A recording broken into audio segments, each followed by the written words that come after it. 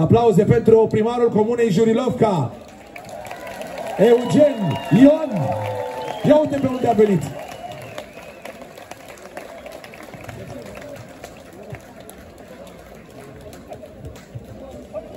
Bună seara, Jurilovca! Câți oameni au fost în 2009 la primul eveniment? Aproape 200.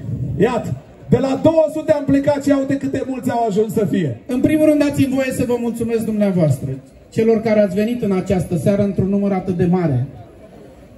Dumneavoastră nu puteți să realizați. Eu vă spun de aici că sunteți o mare de oameni, niște oameni frumoși, oameni care iubiți ce se întâmplă la Jurilovca. Așa vreau să cred, pentru că altfel nu cred că erați aici. Să știți că acest eveniment nu se poate realiza fără a ne iubi unii pe ceilalți. Și nu sunt vorbe mari.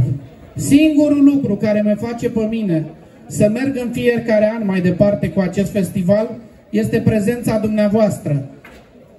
Și pentru că în acest an cred eu că împreună cu dumneavoastră am bătut un nou record în ceea ce înseamnă numărul, prezența dumneavoastră aici, ne spune nouă că trebuie să mergem mai departe, trebuie să mergem înainte cu toții.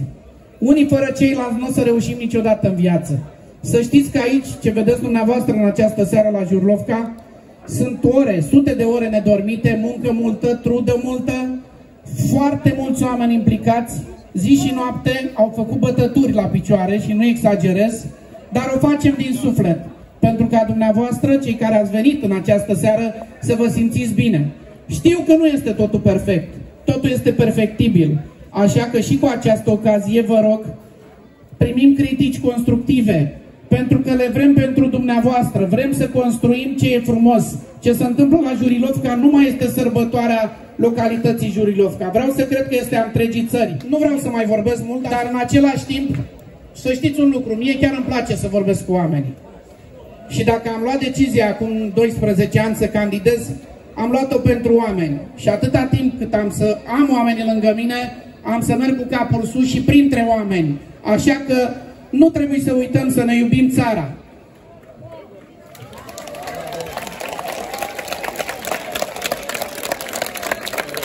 În aceste momente știu sigur că și dumneavoastră, ca și mine, ați uitat de griji, de probleme. Ele nu se termină niciodată. Dar avem nevoie cu toții să arătăm că suntem uniți, pentru că doar așa putem să mergem mai departe. Știu sigur că nu sunt numai oameni din județul Tulcea. Am arătat că noi, Dobrogea, așa cum știm, avem peste 15-17 naționalități care au trăit și trăiesc în continuare în pace și armonie. Și da, dacă dumneavoastră nu credeați în aceste valori, cu siguranță în seara asta nu erați aici. Și în încheiere vreau să vă mai spun un lucru. Și anul trecut pe scenă și anul acesta spun clar și răspicat.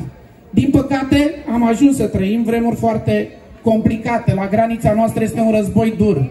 N-am fost și nu voi fi de acord niciodată cu războiul. Suntem aproape de cei care sunt atacați, dar vreau să spun un lucru.